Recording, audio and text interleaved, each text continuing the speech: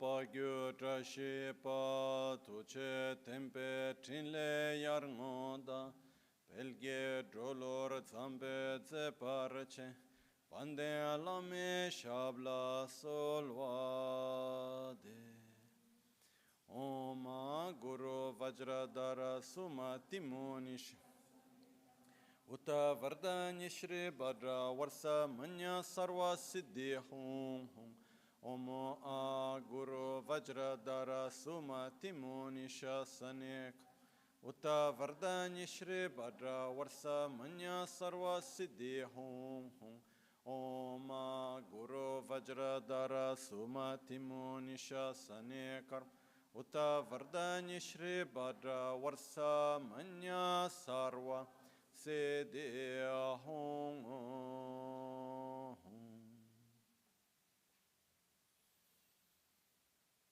Dhagi Jetsun Lama Tuje Chenyamda Dala Tuje Siksu So Gebe Shesan Dala Tendo So Uyon Sunge Nawa Tsedo So Tseje Nyingne So Wat Dechen Korlo Visu Lekshune Yila Sambe Deden Malupa Geme Lungi Drubra Jinge Lo Tsonyi Sodan Diktun Shabetse Dunge Namke Yinsu Lekshun Lapchen Tsonyi Yonsu Zobadan Chirani Dun Chamra Jinge Lo Chanchu Pargi Ninsen Tugun Tu Nyu Peme Sudru Lekshun Chanchu Drube Gikin Kunshi Shi Dungen Dela Drubra Jinge Lo Dagi Lo Na Chola Chokpadan Chumin Samjur Ngemba Shiwad Chedan Tumbe Dudum Malupa Beme Lungi Drubra Chingelo Dorna Tingne Seratam Chedan Teche Pardo Negav Tamche Rese Kyamne Lama Kele Me Tukje Chingi Dala Sikso So Gongyav Dreve Nyamda Dajala Jetson Lame Tuje Rabgongne Kudan Sungi Nawa Drame Nyamsu Nyongwe Kesan Tobrasho Kewa Kundo Yanda Drame Cheki Pela Longche Chin Sadan Lamgi Yenden Rabzon Dorje Change Kopa Nyur Toba Sho Pakyuke Kudan Dagi Lu Pakyuke Sundan Dagi Nga Pakyuke Tukdan Dagi Ye Tenyerme Chiktu Chingi Lu Makyuke Kudan Dagi Lu Makyuke Sundan Dagi Nga Makyuke Tukdan Dagi Ye Tenyerme Chiktu Chingi Lu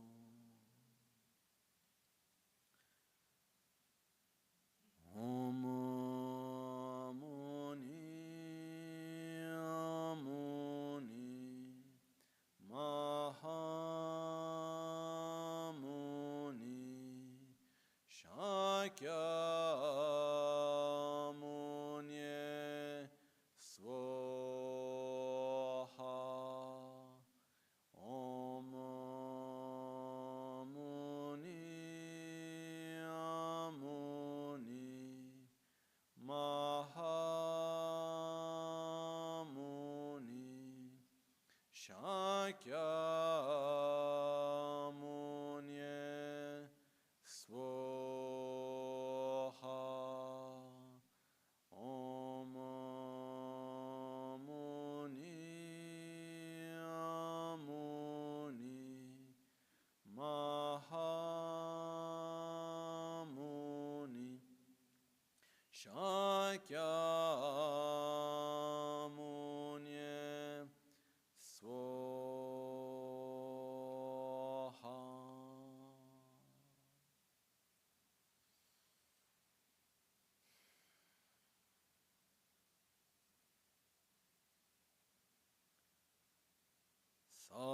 Sashipeki Choshimeto Tramare Rabalingashi Nide Gempadi Sange Shinto Mikte Ulwarki Drokunu Namdashingla Chopar Shoyidam Guru Ratna Mindrala Kamniryatayami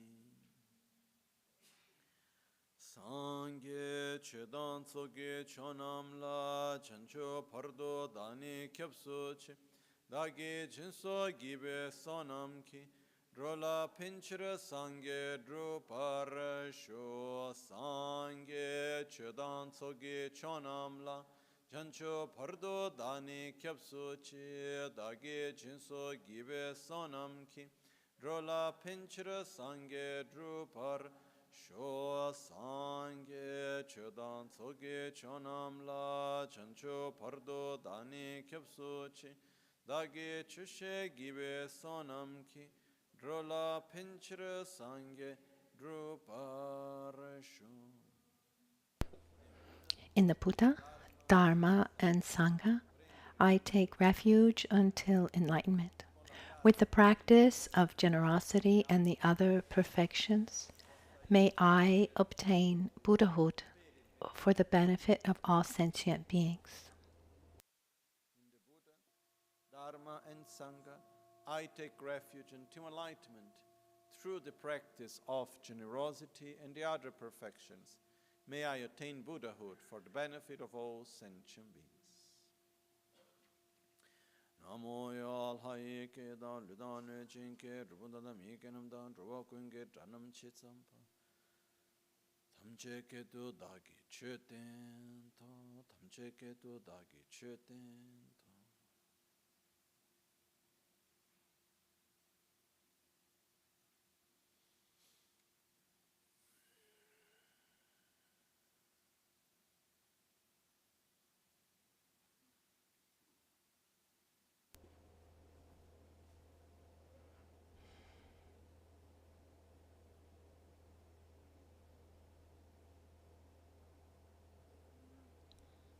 Good afternoon.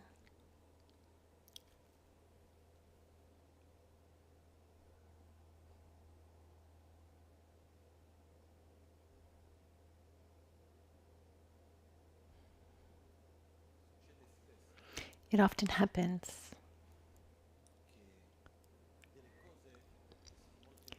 that the important things within a tradition,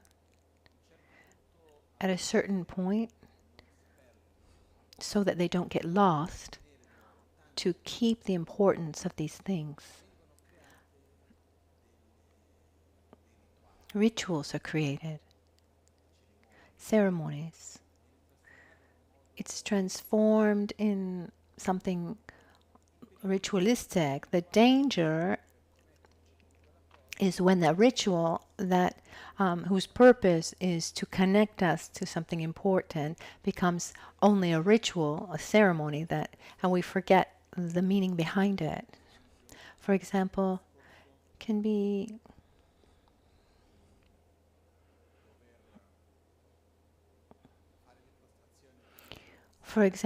making prosternations at the beginning of a teaching.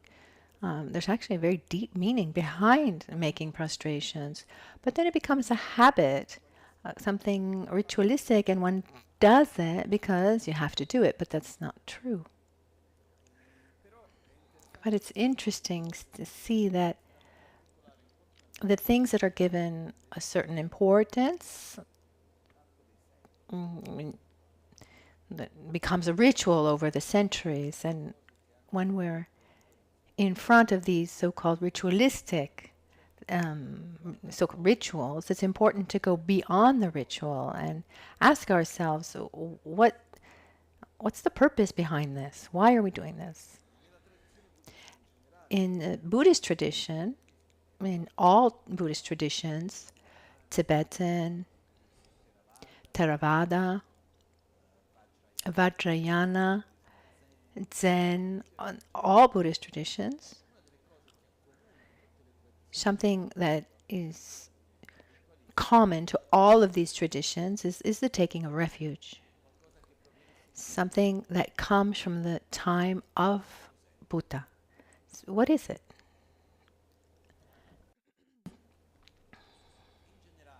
Generally speaking, so how refuge within the Buddhist tradition aside, how often do we take refuge? Many, many times. Taking refuge means we take refuge from something and in something. I'm hungry, I take refuge from hunger, and I take refuge in food. I feel lonely, where do I take refuge? In my telephone, in my friend.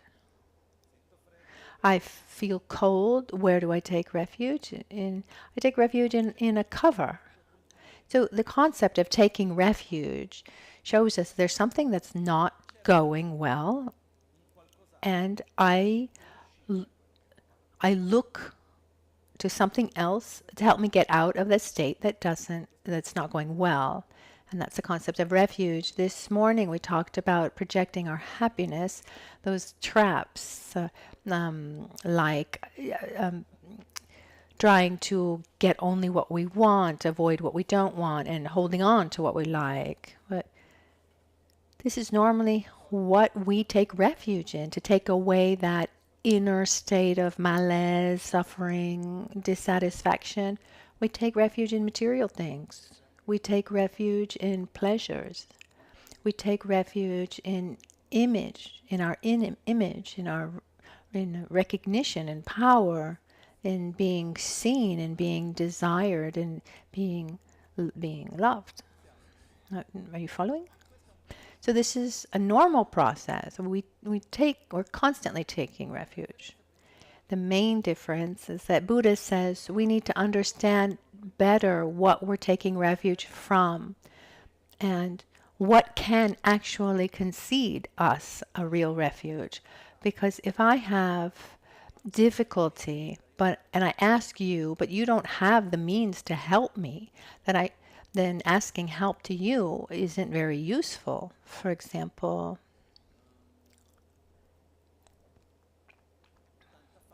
I'm very, very hungry. I can take refuge in meditation or in chatting with someone. I can take refuge in many things, but until I eat, my problem isn't resolved. There's some refuges that it seems like they resolve the problem, and maybe momentarily we're distracted, but they don't actually resolve the problem. For example, I have pain. I take refuge in something that takes my pain away, maybe momentarily, but it doesn't cure me from the sickness. It means that after a short time or after some time, that pain is going to come back. So the first question is, what am I taking refuge from? And without going into this in too much detail, Buddha explained 3 types of suffering. The first is called the suffering of suffering. It's everything that we normally call suffering, or rather physical suffering, pain. It's hot, it's cold, I'm hungry, I'm thirsty. It's a physical suffering. And mental suffering, sadness, resentment, fear, anxiety, etc. And this, generally speaking, these are the things that we normally say that we don't want. So we take refuge from suffering. But Buddha went further. He says, when we take refuge from suffering, for what we call suffering, the suffering of suffering, normally we take refuge in things that aren't able to sustain the elimination of that suffering. They treat briefly the symptom, but not the sickness. For example, imagine something very stinky, something rotten that really smells bad. I don't like the smell, so I put something over it and I spray a fragrance, and I don't smell it that stink anymore. But after a while, the effect of the spray finishes, and then that bad smell reappears and permeates the air again. And then what do? I take more perfume and I spray it. So when we eliminate the symptom but not the sickness, this is what Buddha calls the suffering of change. Those things that momentarily are pleasurable, but are not able to sustain a state of well-being and afterwards transform into suffering. Sensory pleasures, material goods, the recognition of our image, these are all things that at first, nice. But then after a while, it's they're not able to sustain that pleasure. Just a few days ago, for example, I heard about someone who's in sickness, is connected to deep suffering, and to face that, what does he do? He bought a very expensive car that he didn't even need, but as a way to say, give me something that gives me a little bit of joy, something that takes me out of that pain that I'm in momentarily. It works. I'm sad. I eat something, I drink something, I smoke something, or regardless of what that pleasure is, momentarily it works. I speak to a friend and I say, oh no, it's not true, everything's fine, and whatever it is, it's a little bit of a massage to the ego, and maybe it works at first, but after a while, that pain comes back. So this taking refuge in things that are not able to sustain to sustain it is called the suffering of change. So normally we try to resolve the suffering of suffering by taking refuge in the suffering of change, or we take refuge into things that cannot sustain a real state of well-being. So the third type of suffering, Buddha called it the suffering, the all-permeating suffering, which means as long as I'm sick, as long as I have this sickness, the symptoms are going to manifest. As long as I'm taken by anger and jealousy and resentment and arrogance, as long as I'm taken by this self-centeredness and ignorance at the core, that suffering is going to manifest. So when we talk about taking refuge, the first question is, what are we taking refuge from? Because if my objective is to take refuge from stress, there are 1,000 different ways. It doesn't have to be Buddha, Dharma, Sangha. There are many ways. If we want to take refuge from the cold, get a cover, turn up the heat, and you can resolve that problem. But what are we taking refuge from? And we want to take refuge from this all-permeating suffering. We want to take a refuge from the body and the mind that are polluted from the karmic forces and the mental defilements. So I'm polluted by arrogance and anger, etc. And I bring with me kind of an inertia of all past actions that I have done. That makes a nice mixture that sooner or later just explodes as a sensation of suffering. It's like saying, oh, I can do things to have moments of pleasure. And that's right, that there are moments of pleasure, but I'm tired of taking refuge in these things. It's not enough. Going back to the analogy that we used before, I'm tired of covering up that stinky thing. I need to really clean it completely, because as long as I don't clean it, it's going to keep stinking. Another analogy could be I I have a sickness and it's not enough to take care of the symptoms anymore. I need to take care of the actual sickness, which means taking care of the causes of the sickness. Otherwise, the symptoms, the sickness will just keep on showing itself. So when we want to clean this filter that we talked about this morning, through which we see reality, means we want to see our arrogance, our attachment, our arrogance, our anger, etc. We need courage to do so. And to do that, what do we need? We need to change our mind. It's necessary to generate the opposite: calm, satisfaction, respect, gratitude, humbleness, love, altruism, harmony, wisdom.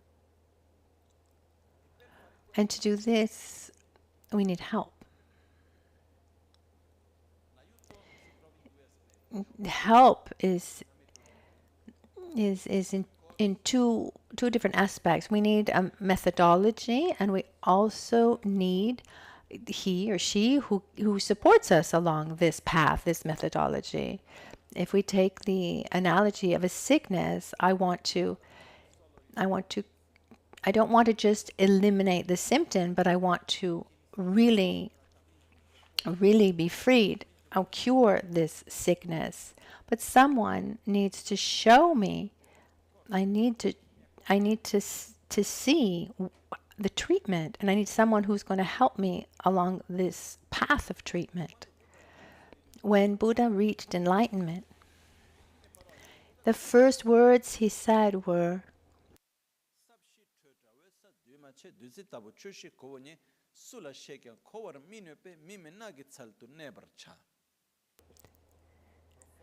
deep, profound and peaceful, free from elaborations, and non-composed.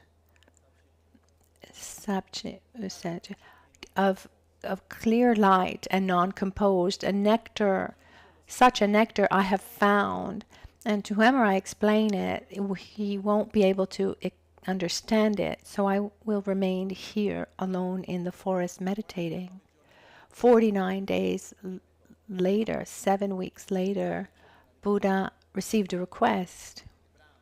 Brahma and Indra, these two devas, these two gods, through their clairvoyance, they saw that Buddha had reached an enlightenment, and they wanted to learn, and they offered Buddha their symbols, the wheel, the Dharma wheel, and the conch. Here in Verbanya, down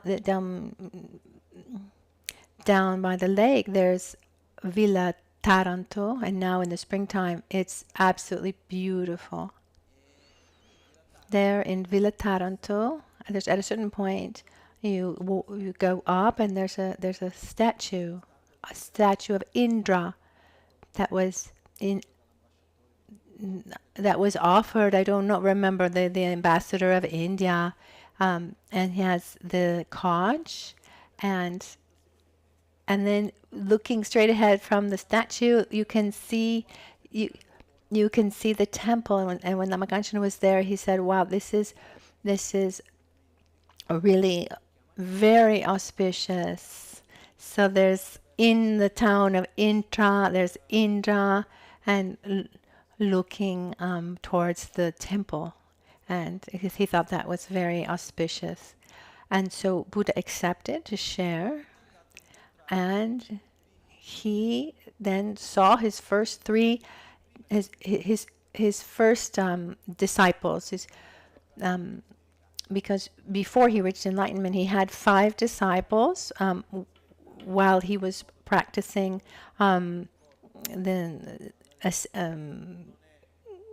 asceticism. And then he realized it wasn't enough just to manage and control over the body.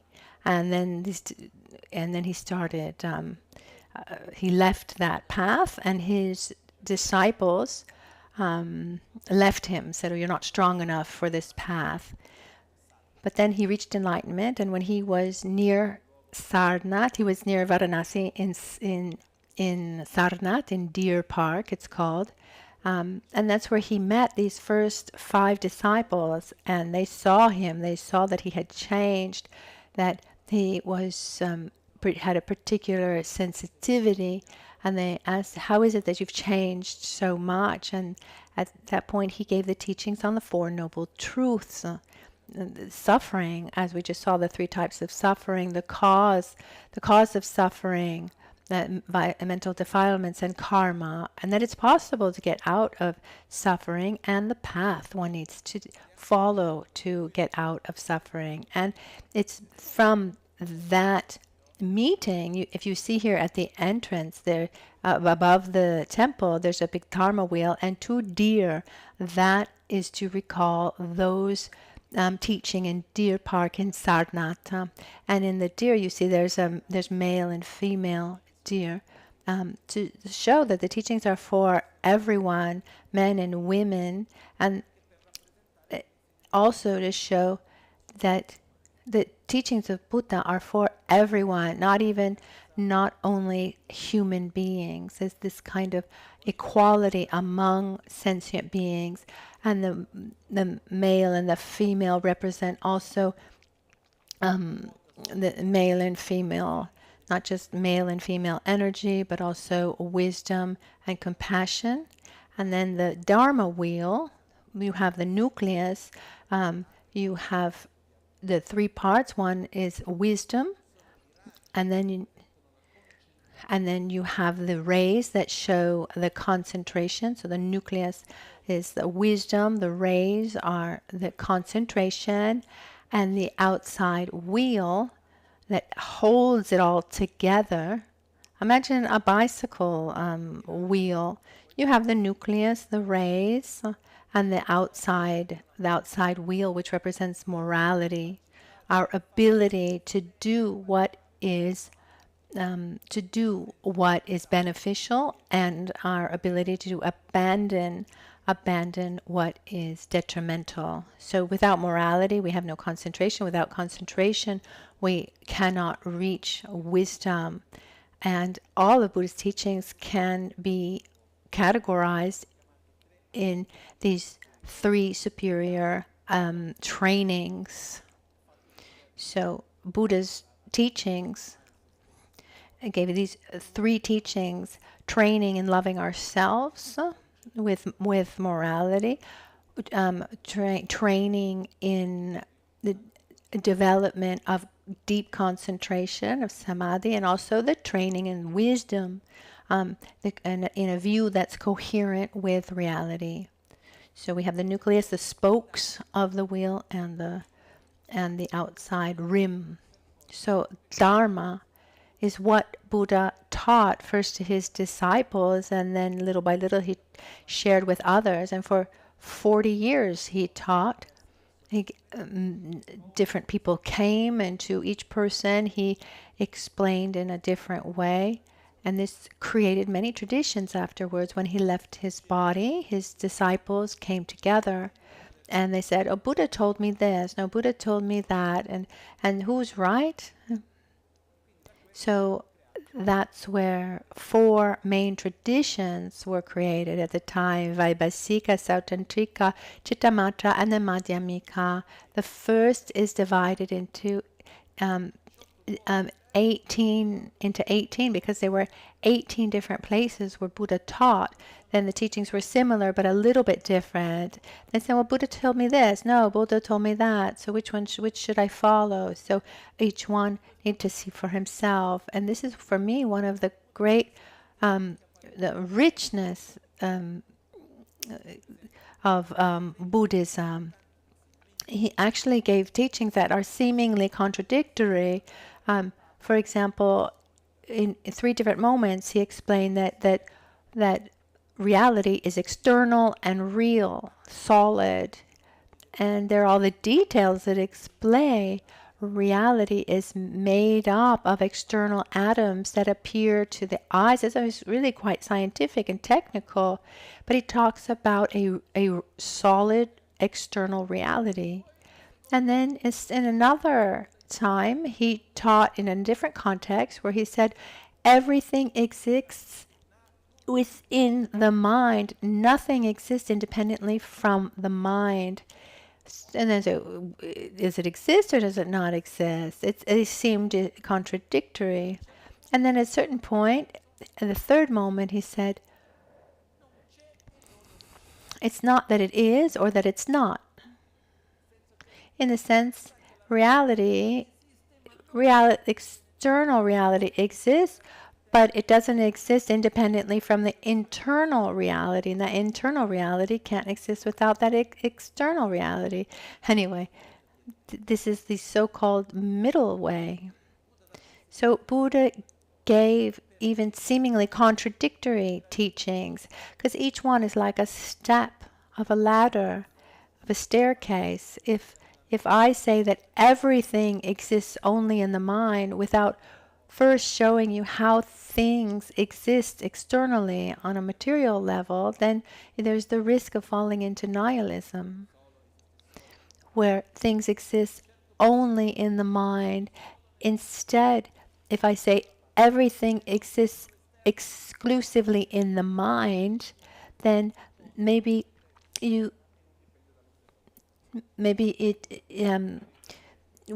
one could fall in this eternalism where things exist independently from the observer.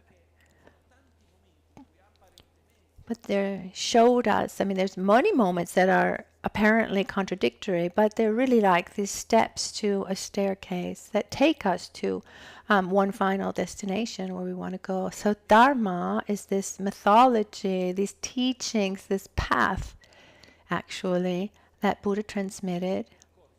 And when we say path, we don't mean what you should do first, second, as a kind of external technique. It's an internal process of transformation of ourselves.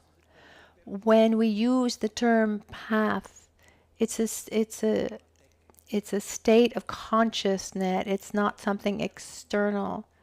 It's an internal process of transformation. This is called Dharma, which is the actual refuge to be able to develop our qualities.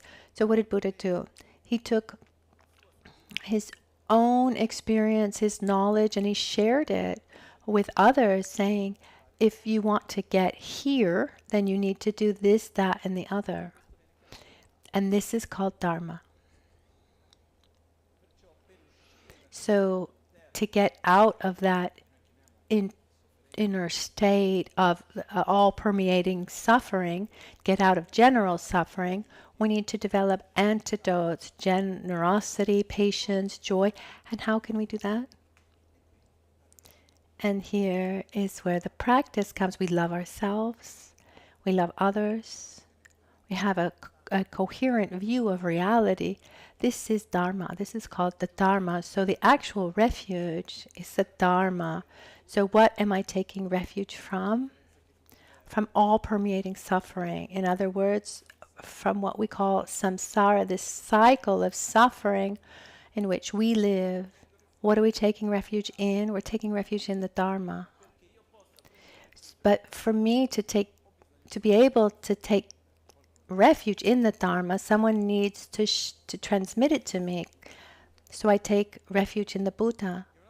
And once I've received it, then I need also support. I need others who accompany me along this path. Because at a certain point I can learn direction. I need to be accompanied. And here we take refuge in the Sangha. A little bit like, imagine a hospital where there are doctors, but there's no medicine. Just doctors by themselves. What can they do?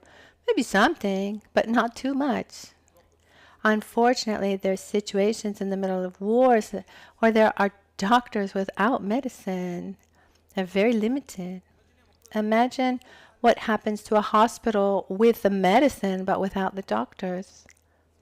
If I'm sick but I don't know what I'm supposed to take, I can buy the whole pharmacy, and it's really quite useless. And what would happen to a hospital with doctors and medicine but without nurses? Chaos. I have a tremendous amount of respect for nurses.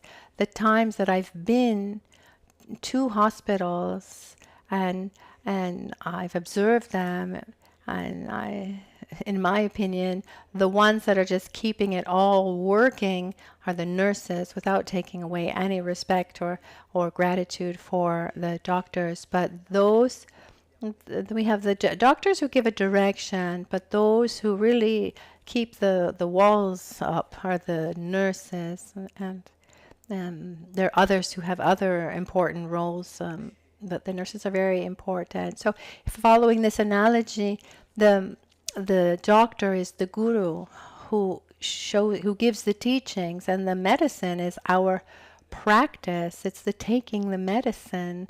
It's the putting into practice is like actually taking the medicine. So the doctor gives us the medicine, we listen, we're listening to the teachings, but actually following the teachings is taking the medicine, following the treatment, and the ones to help us are the nurses, the Sangha. And the Sangha really has, the Sangha has a greater importance than we're able to see, similarly to the nurses that maybe we overlook. The point is that to take refuge in the Dharma, and consequently in the Buddha, Dharma, Sangha, and also the Guru, who is the embodiment of Buddha, Dharma, and Sangha. How can I say this? Let me look for a nice way to say this.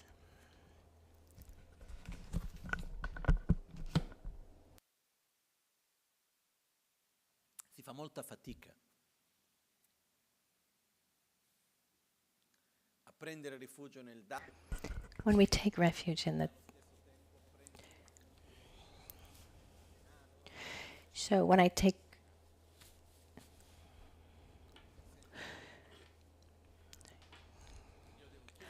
I need to ask myself, really, where should I put my energy? Am I taking refuge in the Dharma, but at the same time taking refuge in material things and my image? If we ask ourselves, how can I say it? Who's the greatest competitor to Buddhism? It's materialism.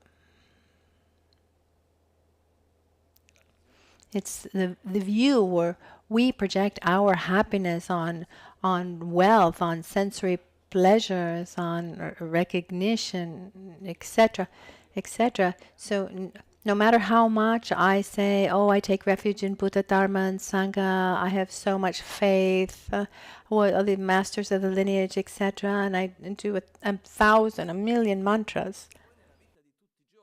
But if in my everyday life, when I'm in front of my suffering and I take refuge in wealth and pleasures, etc., etc., where am I taking refuge in my life?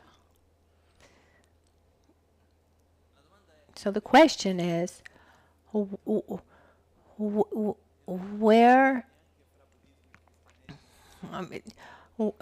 are we, to whom are we loyal? Where does our loyalty lie? And it's not about Buddhism or Christianity. I've seen, for example,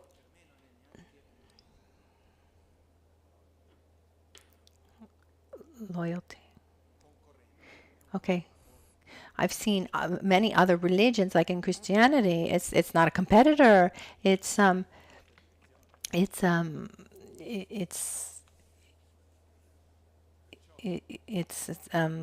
help. because we're going in the same direction. So regardless of what religion you're following, what's important is where you're going. So to take refuge, there's a moment of renunciation, not understood as something tiresome or as a sacrifice. It's no sacrifice, but it's about renouncing renouncing the suffering of change as a solution. It's saying, okay, sensory pleasures and material wealth and recognition, that's fine, but they don't resolve. I have this conditioning, it's part of my life, but I don't want to depend on this. My happiness depends on developing my own inner qualities, facing my own shadows, and little by little healing my wounds so that I can reach a state of long-lasting peace.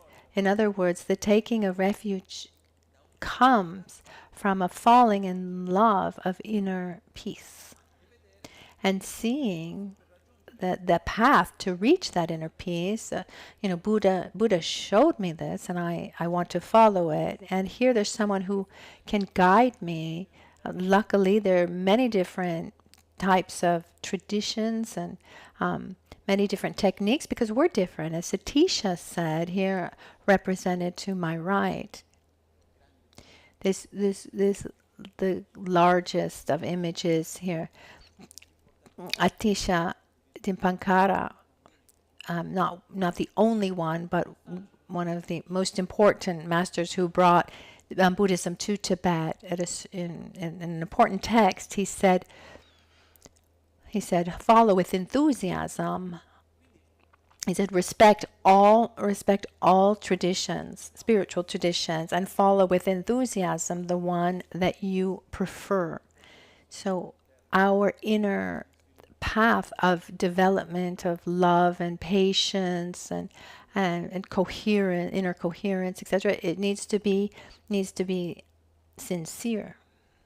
This is fundamental, and we're different, and so it's wonderful that there are many different traditions. When I see that within the Vajrayana Buddhist path, there are many different traditions.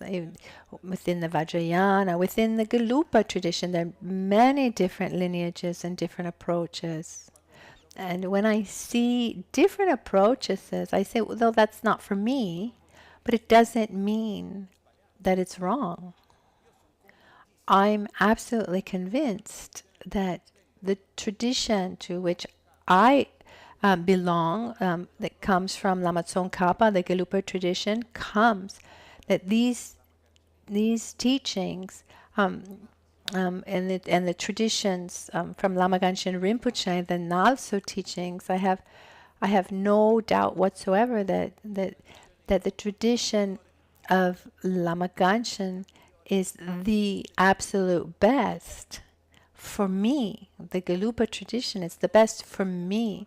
Doesn't mean it's the best for everyone, but for me it's wonderful. I've seen different realities, and the more I looked around, the happier I was to find myself where I was, because they work for me. Certainly a different approach for someone else might work better. But we shouldn't get into any kind of religious, spiritual arrogance, and that's incredibly heavy. The worst type of arrogance that I've seen up to today is this spiritual arrogance. I've had this perception, my own perception, it's not a judgment about anyone else. But this situation gave me this feeling that in 1999, I went to an interreligious conference in Israel. It was a jubileum,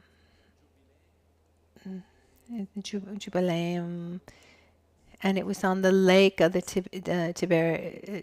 Tiberias Lake, and His Holiness the Dalai Lama was there. There were the most they were most important other traditions in Buddhism, and also the great religion, Christianity, and Orthodox traditions, etc. I was Luckily for me, I was not part of the religious heads, but I was a practitioner. And I repeat, this was just my perception, but it showed me something important. It was almost as if these heads of religions, they were almost like kings with their court.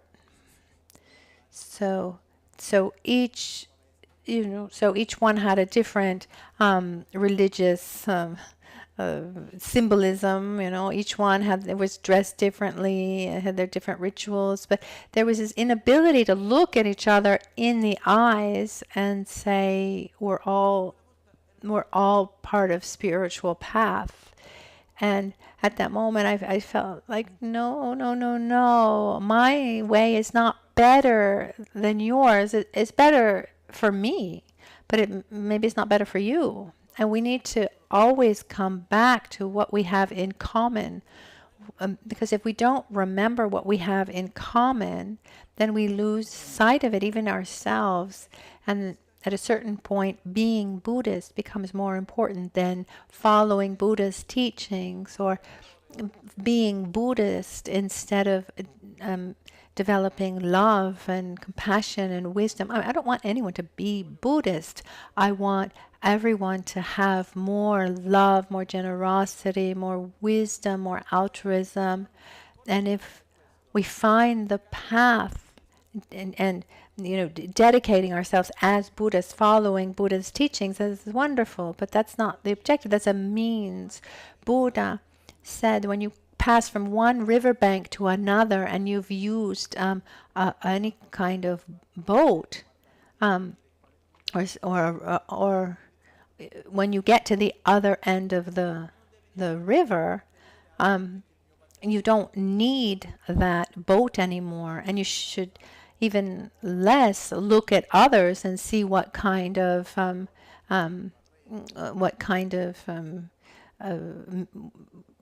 boat they used to cross the river. Maybe a raft, maybe a canoe, maybe whatever it is. We're going in the same direction. But what's fundamental in the taking of refuge is remembering our path and remembering what we want. I don't want to be a Buddhist. I want to follow Buddha's teachings to develop inner peace, to develop gratitude and wisdom and awareness, etc. And in this context, there's another important point, which is the role of the spiritual guide. It's guru in Sanskrit, lama in Tibetan. Let's follow the analogy of the sickness of before, and I go to the doctor. What's the job of a doctor? To heal? No. To make a diagnosis? No, it's to offer to the patient a treatment. And the patient then needs to actually follow the treatment to heal. It doesn't depend on the doctor if the patient heals or not. Similarly, when I go to the Buddha and I say, Buddha, I'm not well, and then he says, yes, you have an obsession with self-gratification, selfishness, self-centeredness. Can I do anything about it? Yes, you can. Here's the path. Learn how to love yourself, learn how to love others, and develop a coherent view of reality. To recognize the preciousness of human rebirth, and learn. Realize impermanence, etc., etc. He gives me a path as a treatment. I've asked myself more than once why Buddha never left anything written down. Because, and even also, Jesus Christ, he never wrote anything down either. The Bible was composed by different scriptures, but about 300 years after his death. Similarly, Buddha never left anything written. His disciples came together afterwards and they said, what did he tell you? And what did he tell you? This is what he told me. They would make up thrones with these yellow robes of the monks. And all his disciples came together, and then each disciple came and told what Buddha taught. And at the time, people had an amazing quality of memory. And so they would gradually share and then hand down these teachings. And then and that's why all the sutras, all the teachings, all start with one day I heard. Okay, so this is the telling of the teachings as given by Buddha and referred, by the teachings by his disciples. At about 300 years after they came together, they started seeing some teachings diverge, and that's when they said they saw the danger of the teachings transmuting, and they wrote them down. And so people ask, what was the Bible of Buddhism? There are 102 volumes, and maybe there are those who give more importance to one volume, and like in Japan, there's a tradition that uses the Lotus Sutra as as a main pillar. And in our tradition, we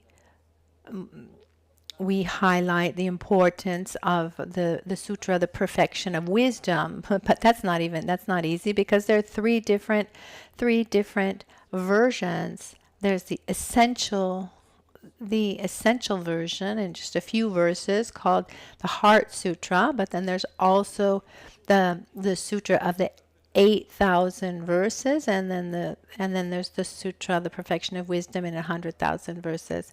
So, and then there's also the Heart Sutra is. There's also the sutra of the diamond cutter.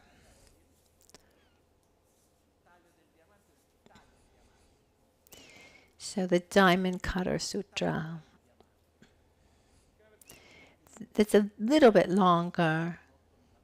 And then there's the 8,000 verse version.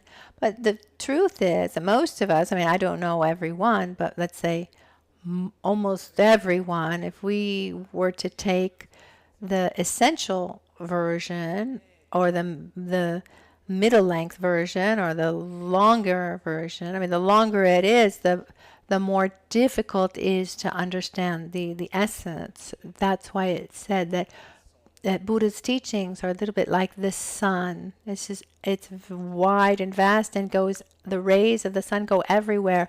But if we don't have a looking glass to magnify those rays, we won't understand the essence. So the masters of the lineage, they had a deep comprehension of the teachings, and they're able to give us the essence. But why didn't Buddha leave anything written? Buddha knew how to write. Why did he choose? Why did he choose not to write? My real answer is I don't know. But I think that it's said that Buddha said, I will be present for those who want to follow the path that I've transmitted through those who've had the experience, and those who will then pass it on. The disciples of my disciples, he gave a lot more importance to the human relationship than the relationship we have with knowledge. This transmission from heart to heart is not only theory. This needs to be transmitted by someone who has realized those qualities. So Buddha gave a tremendous amount of importance to the human connection, heart to heart connection. So if we want to follow the practices of meditation, if we want to follow the teachings of philosophical teachings, whatever it is, it's indispensable to receive that through an uninterrupted lineage. This uninterrupted lineage has two aspects. There's the transmission of knowledge, and there's the transmission of the experience. I've received from my masters the explanation, let's say, with the theory, the Four Noble Truths, for example, what is refuge, the taking of refuge, the bodhicitta, the correct vision of reality. So when it's up to me to review what I have received, it's not that I say, okay, no, there are 6 noble truths because these 2 would apply better today. No, there are 4 of them.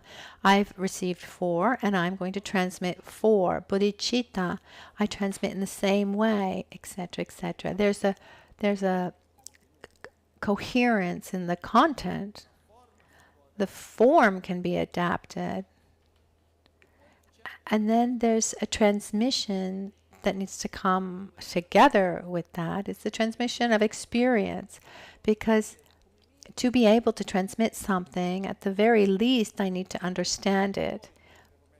I need to hear it and understand it, and then I need to put it into practice, and ideally, I need to have realized it. This is the best. We should look for someone to transmit not just what they've received, that transmission from someone valid, but who has also understood it and has put it into practice.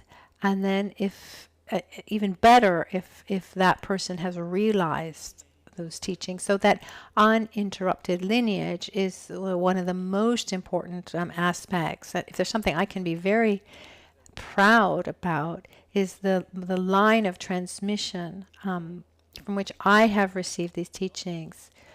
So the most important, precious thing I have in my life are my masters, and those masters had their masters. And along this uninterrupted line, there's an uninterrupted line of knowledge and experience. And there's a third aspect, this relationship of love, respect, and faith.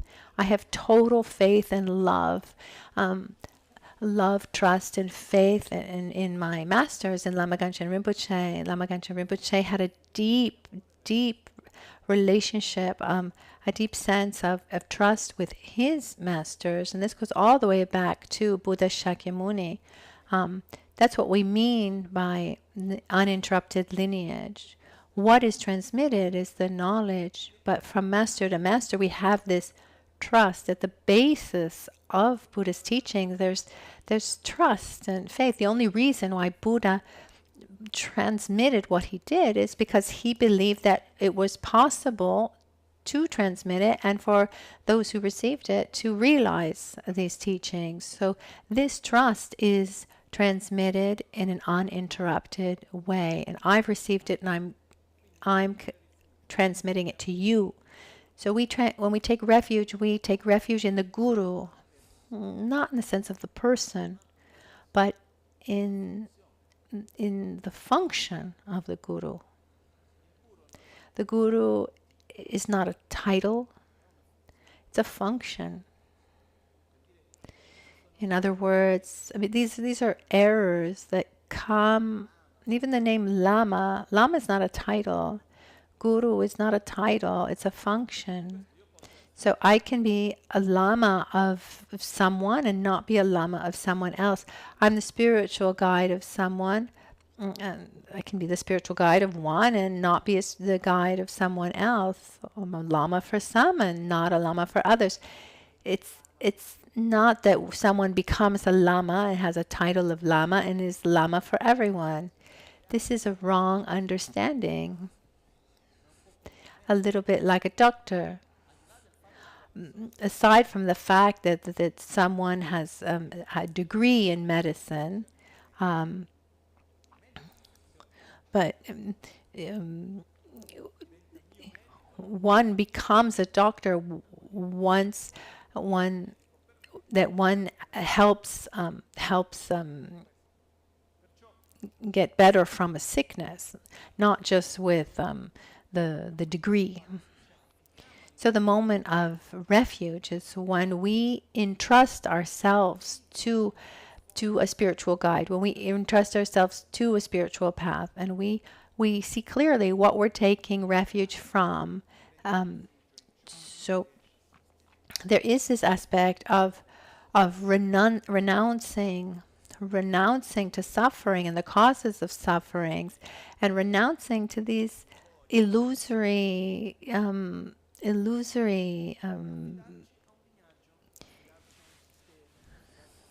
solutions to these illusory solutions, and then we entrust ourselves to the Buddha, to the teachings, to those who help us along the path. It's an inner path. So it's said that before entrusting ourselves to a spiritual guide, it's said that it is so profound and it shouldn't be taken lightly that one should wait 12 years. The qualities should be that it should be someone with morality, who knows what is beneficial and abandons what is negative, someone who has concentration, ability to direct his own mind, who has wisdom, a coherent view of reality, who has a good understanding of Buddhist teachings and is able to transmit them in an easy way for us, or in a way that we are able to grasp, and someone who has love for us. This is fundamental for me. This is one of the qualities that are most important. Once, for example, one of my masters in Tibet, he didn't have time, and he told me to go learn the Dharma with one of his disciples. I went one time and I never went back. He was extremely intelligent, very, very well learned. Just a knowledge of the philosophy that was impressive, but I didn't feel loved. I didn't feel that my path was important to him. I didn't feel that he cared about my path. He took it as a task that was given to him from his teacher. No, if someone needs to guide me, then my happiness and my suffering needs to be of the utmost importance to that person. So this guide should never abandon his love for a disciple, and there's the quality that as a minimum, he or she should have more spiritual qualities than I do. So normally we take our time before taking refuge. We look around, we watch, we see how it is. And there are two possible ways. One seems like a falling in love, where we get closer, every once in a while we go, and little by little we have more and more feeling, until a certain point we can't do without. And then the other modality is like a love at first sight, where one sees, one falls in love with the Dharma. It doesn't understand exactly why, but it's strong. It goes beyond all reason. There are two possible forms, and both sooner or later will have their crisis. But then that's part of the path. But this taking of refuge is when we say, I want to follow this path, this tradition, and I entrust myself sincerely. We don't take refuge in the person, but the spiritual guide, the guru, is the one who transmits the path, and then it's up to us. The purpose of a spiritual guide is to teach us the Dharma, and also to bless us. He has two jobs. Personally speaking, for various reasons, I've found myself here in this position.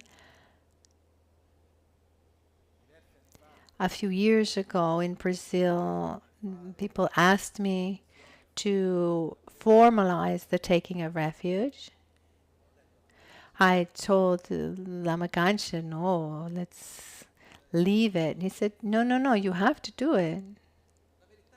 The truth is that the taking of refuge comes when we have teachings from someone during empowerment or teachings. We're already taking refuge. It's something that happens within our deepest selves.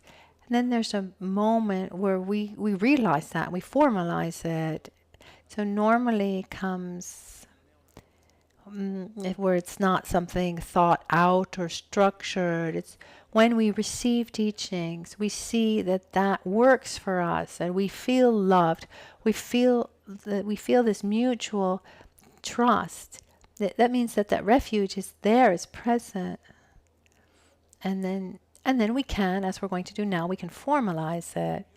The attitude that I have here in front of you is not, I've gotten to this point, now I'm going to show you the path.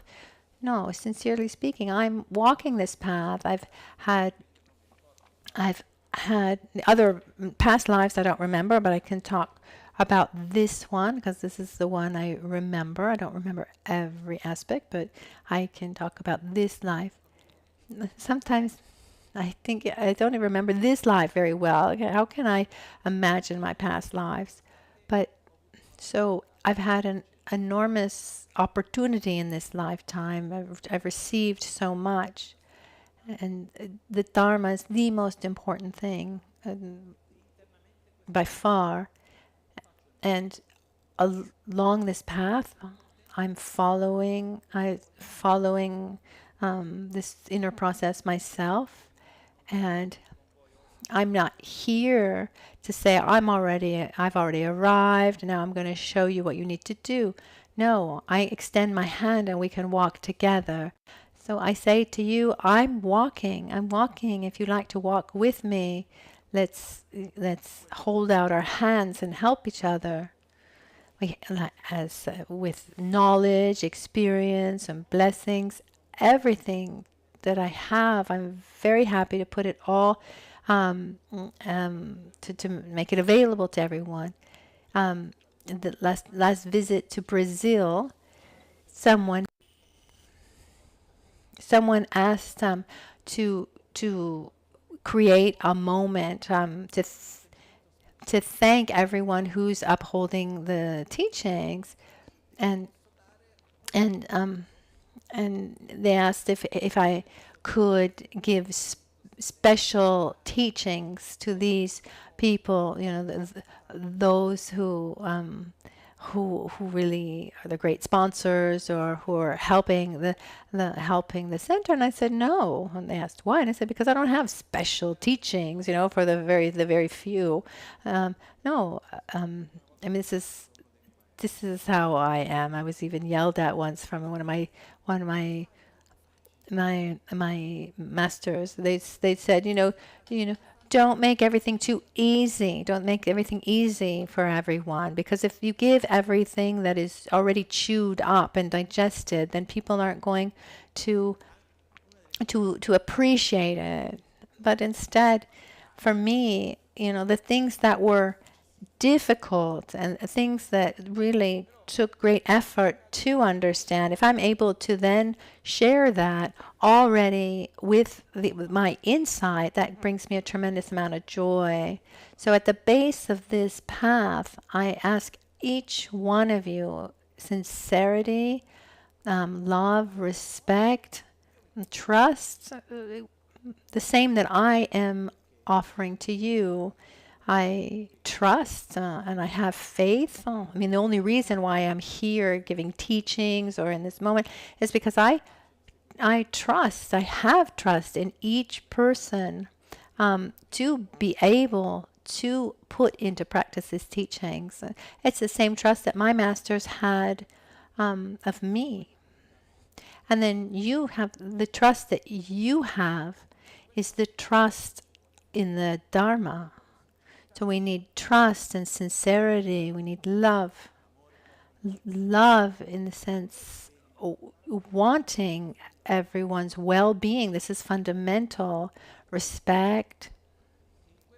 And in this, there's something very important. It's kind of hard to... When this relationship is created, it's a relation where we don't have... We shouldn't be afraid of being who we are, because that trust and love is not based on any kind of judgment. It's not if I'm worthy or not of the trust of my spiritual guide. No, the trust is there. Love is there. And you might say to me, oh, Lama, I did this and that. Okay. Now we're here, let's keep walking together. You'll have to, you have your consequences, the bills come, but that doesn't take away the trust that I have. And there are other kinds of trust. If I ask you to drive me somewhere and then you drive, terribly, I'm not going to ask you to drive me anywhere again.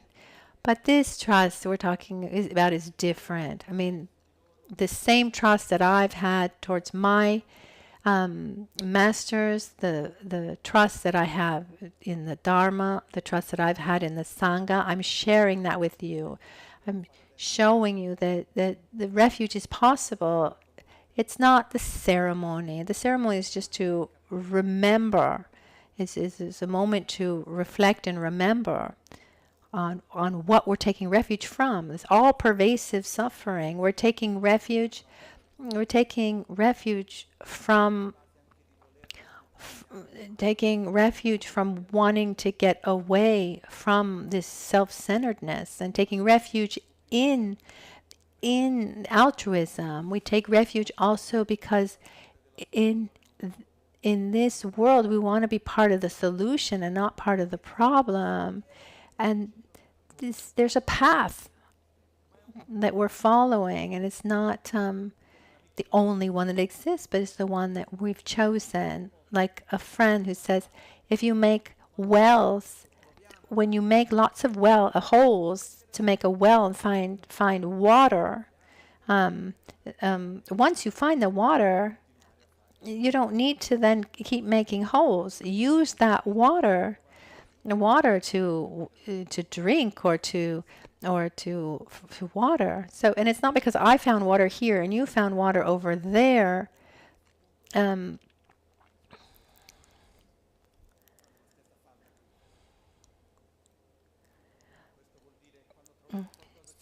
if we find a water in different, we make different wells. It's all the same. They're both valid. Reminds me of the time when someone asked me, said, would you come with me? There's this very special Lama who's giving these teachings, or giving this transmission. He can only give it twice in his whole life. It's very special, very rare. And I said, no, I don't want to go. They said, oh, you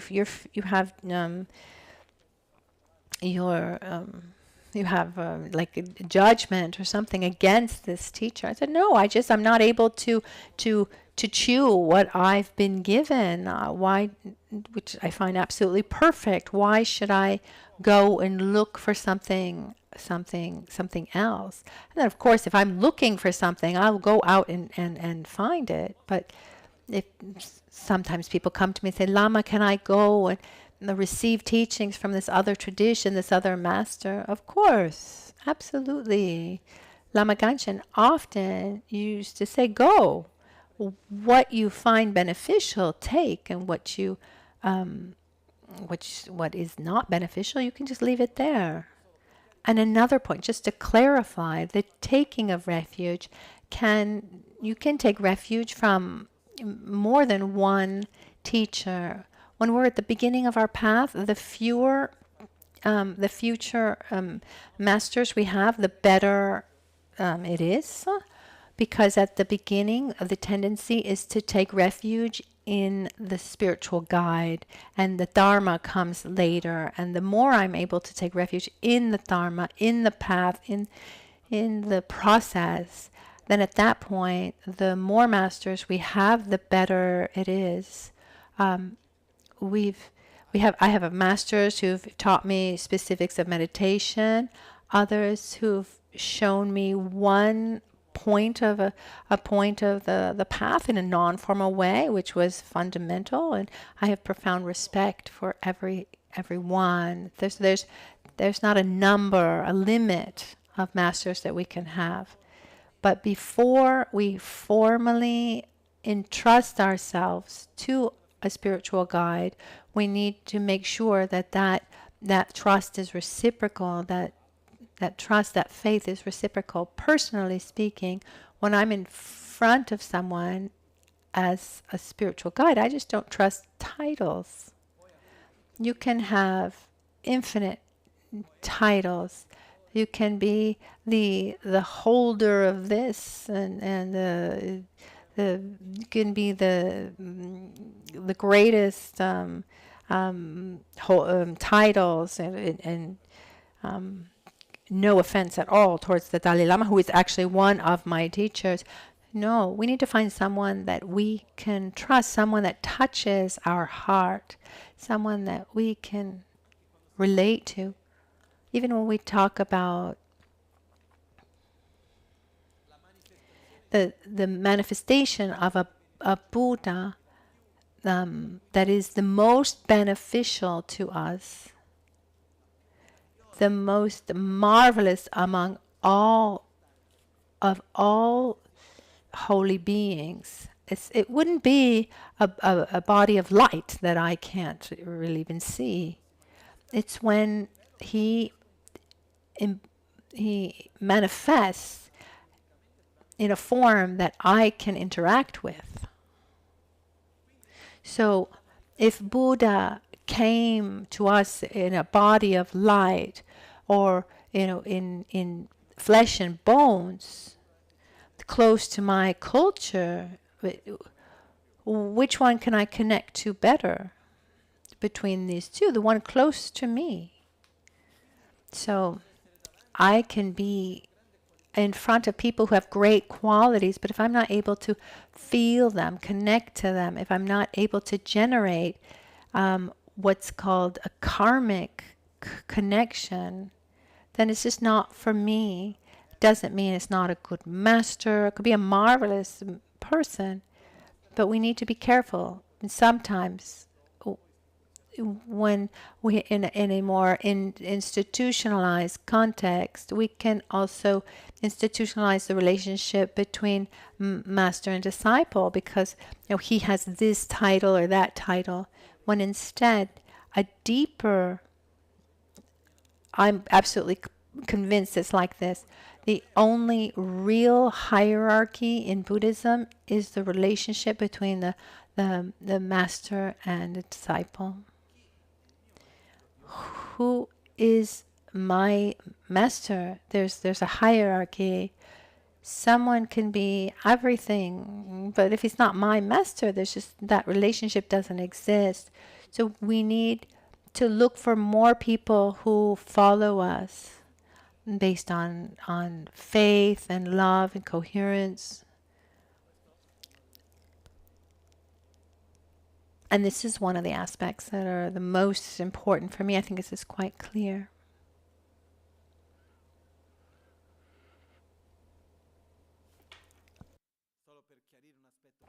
Just to clarify a practical aspect, when there is someone who is a spiritual guide and we haven't formalized, we haven't, and we haven't actually developed this level of trust with that person yet, then it's correct to take the time and watch and judge. And I've been talked to a friend who says, I go to those teachings first to see if those teachings work for me or not. This is something healthy, normal. So some of you are here today because you've already taken refuge formally and informally within your own hearts. There's all that faith, there's the trust. Others, you're here, you're still understanding, you're still knowing. And that's absolutely fine, that's right. It's important to be sincere. We need to be sincere with our own path, where we are. I don't want someone to take refuge because other people are taking refuge. No. It's something that's profound within. Someone might say to me, I want to take refuge, but I don't feel worthy enough. No, that doesn't exist. That doesn't exist. A worthy person or not. We don't have this division. I don't deserve it. No, we all deserve it. And in this, there's no difference like that.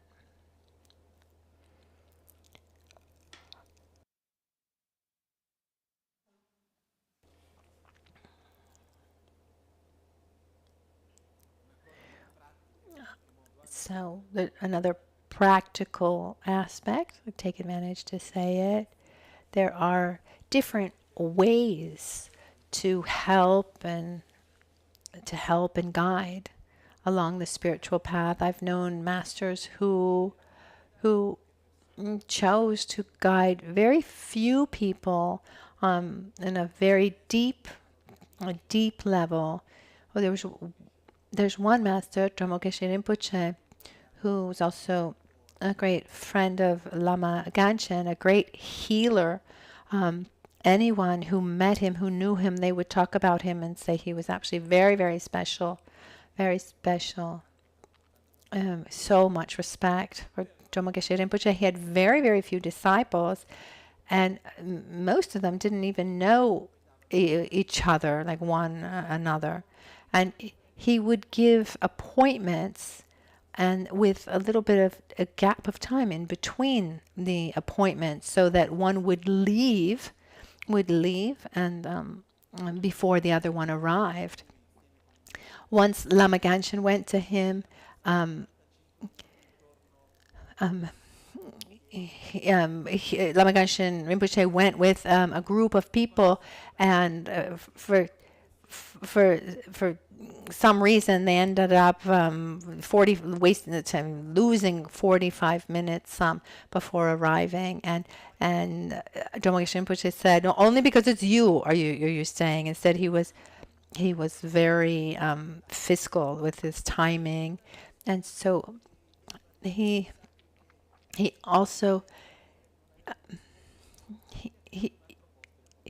he was a very particular person. I mean, he really lived on another plane of existence. He had a place where he took care of all the spirits, all these beings that weren't being taken care of in Tibet anymore. So he brought them all there, and he was taking care of them there in the countryside. He was very special, and the teachings that I've had, what I've understood is that for me, I really want to be present, and to be present at the beginning of your path. We're giving emphasis to helping one enter the path, those first steps. This is one of the most important things for me, and I dedicate my time and my space. The time is what it is, or I dedicate my time to those who need without making a distinction. This is takes me to something very practical. My inability to be a guide one-on-one, because to be a guide one-on-one, or we see each other once every 10 years. Otherwise, this is going to be difficult in this.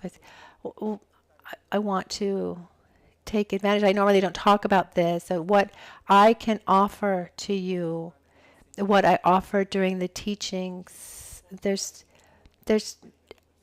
nothing that I can give more on a personal level. I don't think that there's more that I can offer. Also because in these times have special characteristics. Lama Rinpoche told me that Trisha Rinpoche said that there are blessings from the throne. There's there's a different kind of clarity, inspiration, a different level of awareness. So these moments that we're living have a special blessing that allow for a different level of transmission that's difficult to generate in a one-to-one context. This is just to share this with you, because sometimes there's this idea that in this relationship master disciple is a one-to-one. I offer what I'm offering is what I give the best that I can, but we create this intimate relationship, this trust and love is always present. Now, when we take refuge, we enter a spiritual family, we create a connection that's not conceptual. I remember our friend Fabio, who came here last summer, he's a photographer of many of these murals and mandalas.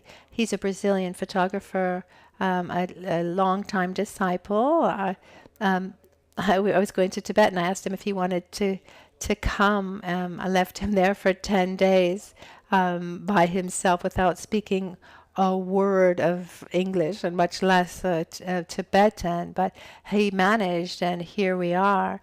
And he told me that one day he went walking in a kind of village. There was an important meeting. It was the first ceremony.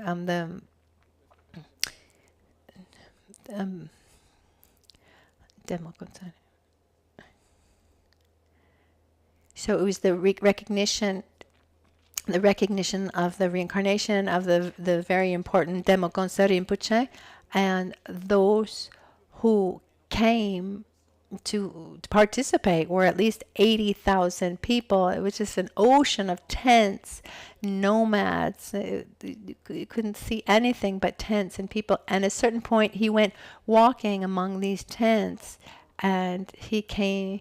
And he went into one tent, and people received him. He didn't speak any Tibetan at all. And he started reciting the prayers in Tibetan, which were the same that they recited, the same tradition. And he said that there was this emotion, this connection that was created among them, this feeling of being so close without ever having seen each other. Another time I remember went to a sacred mountain in China before going to Tibet.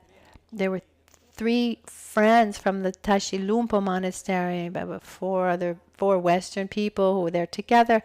And at the end, these friends from the monastery of Tashi Lumpo said, I've never experienced this before, and I don't know how it's possible, but these people that are here, we don't speak the same language. We've never seen each other, but it's as if they're my cousins. There's a strong attachment, a strong affection that we feel. So when we're part of the same lineage, the same tradition, we can feel something that you're not able to put into words. It's very special, and it's something you need to experience yourself. So with the taking of refuge, you're given a name. This name represents looking again at one's identity and being reborn within a spiritual family, which has nothing to do with your biological family or renouncing your biological family. The one thing has nothing to do with the other, and it also means revisiting our own identity and choosing this path and formalizing this choice. Ideally, when we take refuge formally, we need every day to remember, recite the taking of refuge, to reconnect ourselves with that faith, with that love, both in the Dharma and the Buddha, and the Dharma and the Sangha, at least once a day.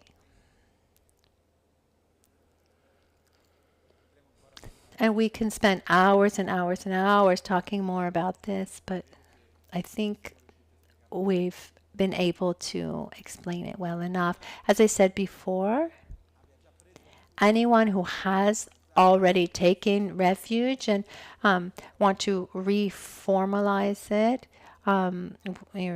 we do that now. Those of you who are here and you're not totally sure, maybe you're full of respect and gratitude, but you're not yet ready, then that's absolutely fine. I have tremendous respect for that choice. It's very important. I repeat this one more time, that one quality of our center is that those who come here, that they come here and they can be themselves. I remember also the children of the summer camp, and we've received feedback from the parents, and a parent says that the child, or their son, says that he wants to come here because when he comes here, he says that it's really the only place where he feels he can be himself. So it's really important to us. I mean, we are from different cultures, we're from different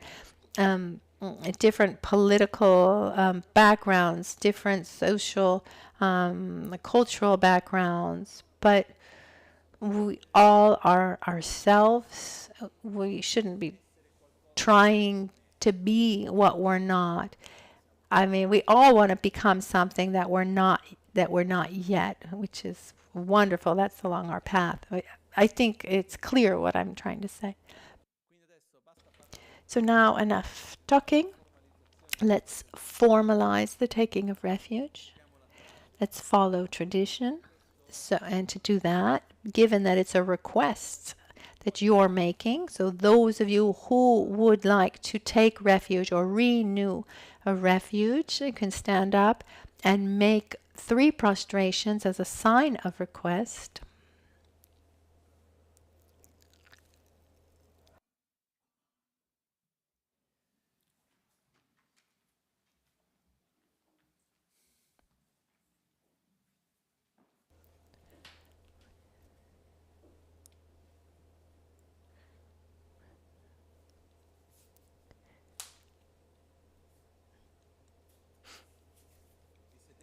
Sit down with your right knee on the ground.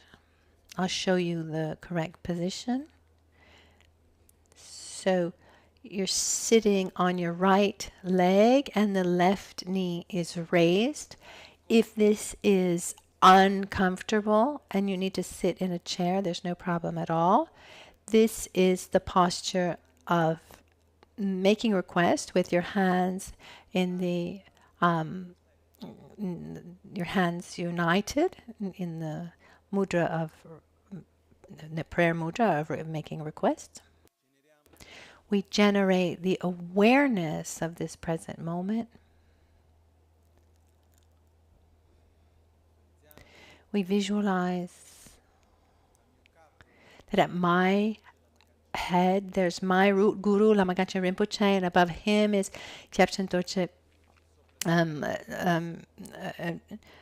Chicha Rinpoche. Above him there's Pabonka Rinpoche, getting eventually all to getting to Lama Tsongkhapa, and then from Lama Tsongkhapa to Buddha Shakyamuni, we observe ourselves. And we see ourselves and we see that we don't want to be in this cycle of suffering anymore, where we are looking for happiness where we can't find it. We're tired of our selfishness, our self-centeredness, of our ignorance, of our anger, of our resentment. We deeply desire to live in a state of peace, to get out of samsara, a state of peace for us and for others, a state of peace with ourselves and with others. So with this intention, we want to get out of this cycle of suffering, to help everyone do the same. And we see that alone it's not possible, that we need help. We need to be guided. We turn ourselves to Guru Buddha, represented by me now. The Guru, inseparable from all lineage masters. We develop a deep feeling of trust. We feel the trust that we're also receiving, this reciprocal love and respect, gratitude. We desire deeply to practice the Dharma, to transform our mind, to develop love for ourselves, love for others, and a correct view of reality. We deeply desire to reach inner peace. And we ask help to Buddha, we ask the Buddha to show us the path, to our Guru to show us the path to the actual Dharma. We ask help, the Dharma, the actual path to follow, and the Sangha, our spiritual company. And so lights and nectars come from the hearts of all the lineage masters, one to the other, all the way to Lama Michel Rinpoche, into my heart, this flow of love and gratitude and respect and trust goes from my heart to each one of your heart. And repeat after me, concentrate well on this asking, entrusting yourself into this path to enlightenment. Repeat after me. Buddham Sharanam Gacchami. Dharmam Sharanam Gacchami. Sangam Sharanam Gacchami. Dutyam Buddham Sharanam Gacchami. Dutyam Dharmam Sharanam Gacchami. Dutyam Sangam Sharanam Gacchami. Tirtyam Buddham Sharanam Gacchami. Tirtyam Dharmam Sharanam Gacchami. Tirtyam Sangam Sharanam Gacchami. Namo Gurubhye, Namo Buddhaya, Namo Dharmaya, Namo Sanghaya. Namo Gurubhye, Namo Buddhaya, Namo Dharmaya, Namo Sanghaya. Namo Gurubhye, Namo Buddhaya, Namo Dharmaya, Namo Sanghaya. Namo Triratnaya. Sangye Chödam. Sogi Chonamla. Janchu Pardo. Dani Kyapsuchi. Dagi Jinso. Gibe Sonamgi. Drola Pinchir. Sangye Drubrsho. Nel Buddha, nel Dharma. In the Buddha, Dharma, and Sangha, I take refuge until enlightenment. With the practice of generosity, morality, patience, enthusiastic effort, concentration, and wisdom, may I obtain Buddhahood for the benefit of all sentient beings. In Buddha, Dharma, and Sangha, I take refuge until enlightenment. With the practice of generosity, morality, patience, enthusiastic effort, concentration, and wisdom, may I obtain Buddhahood for the benefit of all sentient beings. Mahamuni Shakyamuni Swaha. Now I ask you, Tabyino in Tibetan, which means this is the method, the path, and you answer Lekso, which means excellent. And then I will snap my fingers, and from that moment, the taking of refuge is formalized. So I ask you Tabyino, and you answer Lekso.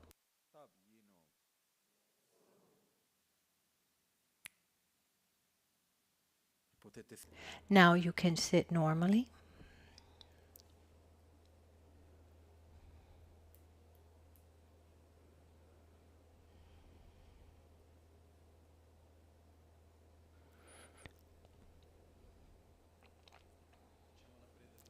Let's recite.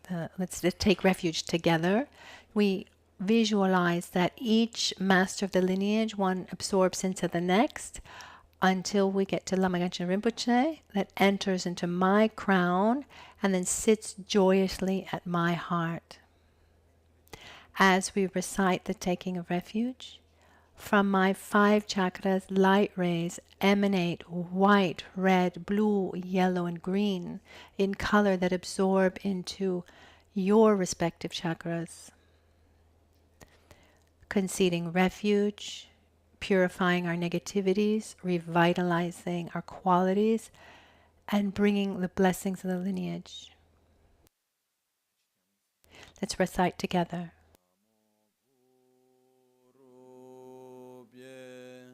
Namo Buddhaya, Namo Dharmaya, Namo Sangaya, Namo Gurubhye, Namo Buddhaya,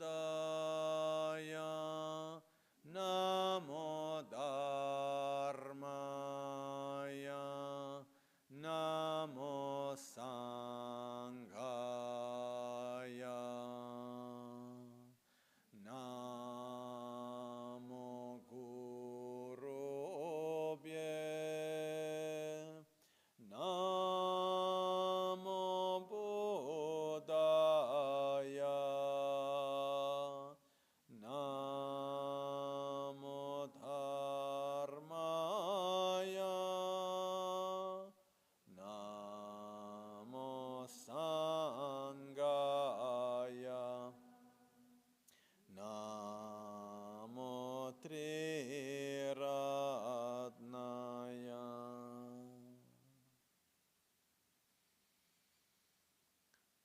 Sangye Chedan Tsoki Chonamla Chancho Pardo Dani Kyapsuchi Dagi Jinsogi Pesonam King Drola Penchira Sangye Druparashu Sangye Chedang Soki Chonamla Chancho parto tani kyapsu chin dagi jinso gipe sonam ki drola penchir sange druparashon. In the Buddha, Dharma, and Sangha, I take refuge until enlightenment.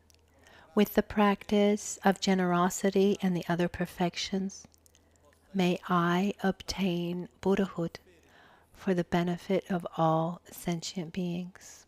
The Buddha, Dharma, and Sangha, I take refuge unto enlightenment.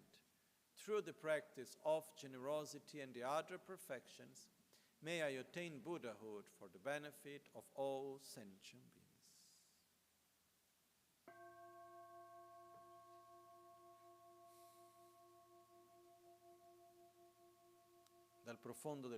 From the depth of my heart, from the depth of your heart, ask Guru Buddha, your own Guru, in each one of our masters, inseparable from every holy being, every master of the lineage. We ask Guru Buddha to stay with us in every moment of our lives, to guide us. Every word that we say, every choice that we make, every thought that we have. In this moment, during our lifetime, at our death, in the Barto, and in every future rebirth. Guru Buddha accepts our request. From my heart, an emanation comes. An emanation of Guru Buddha that comes towards you, comes to your crown, sits at your crown, looking in your same direction.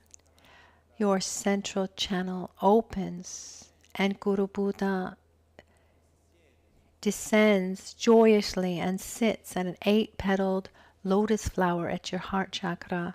Guru Buddha sits at your heart, and we experience a deep sense of joy and peace and love. Our body, speech, and mind on a more subtle love level becomes inseparable from the body, speech, and mind of Guru Buddha.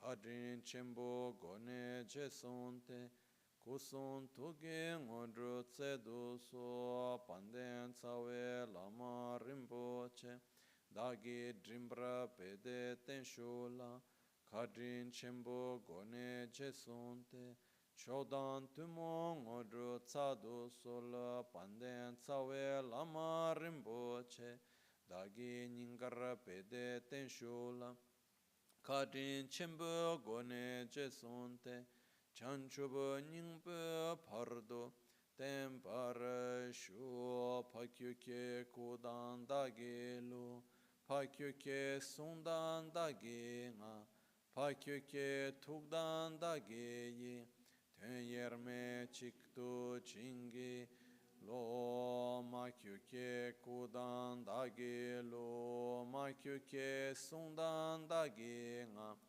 makyuke tukdan dage yi ten yerme chiktu chingi lo.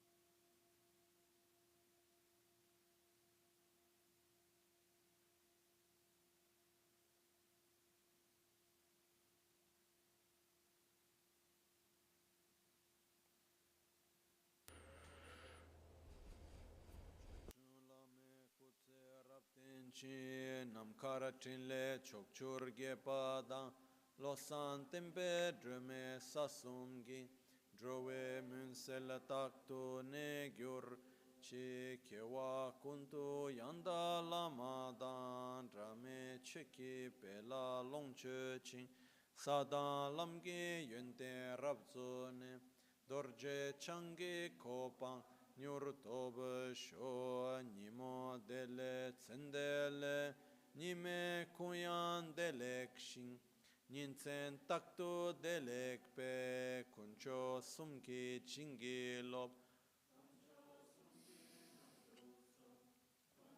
sumki trashi shun. Al-alba. At dawn or at dusk, at night or midday, may the three jewels grant us their blessings. May they help us to achieve all realizations and sprinkle the path of our lives with various signs of auspiciousness. At night or midday, may the three jewels grant us their blessings. May they help us to achieve all realizations and sprinkle the path of our lives with various signs of auspiciousness.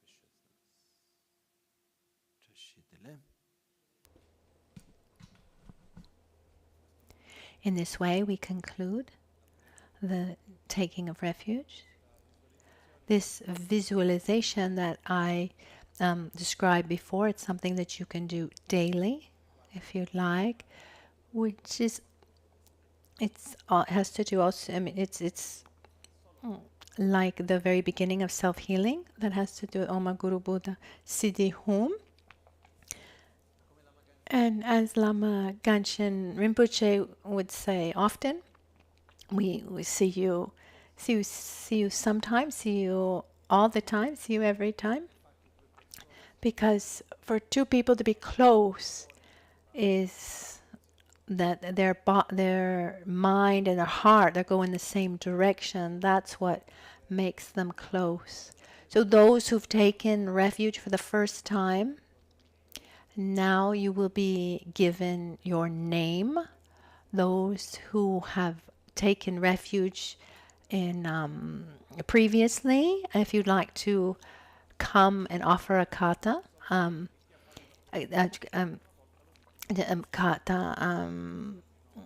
to offer, that's fine. Or those who haven't taken refuge, you can also offer kata. I say this just so that those who've taken refuge for the first time and are coming for their name, they come first to the throne. Thank you.